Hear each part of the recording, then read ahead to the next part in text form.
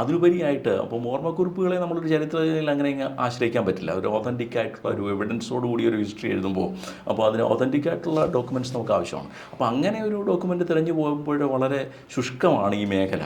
രേഖപ്പെടുത്തിയിട്ടില്ല മലയാളികളുടെ ചലനങ്ങൾ. നാടകരംഗത്ത് ഇപ്പോൾ ആദ്യമായിട്ട് സാഹിത്യത്തിൽ നാടകമാണ് 1936 ബോംബെയിൽ നാടകം ആദ്യമായി അരങ്ങേറി. മലയാളികൾ തന്നെ.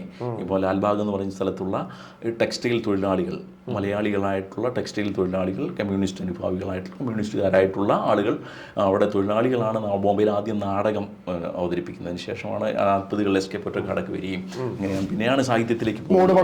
അതെ അതെ അതെ അതെ. അപ്പോൾ അങ്ങനെയാണ് മൂടുപടം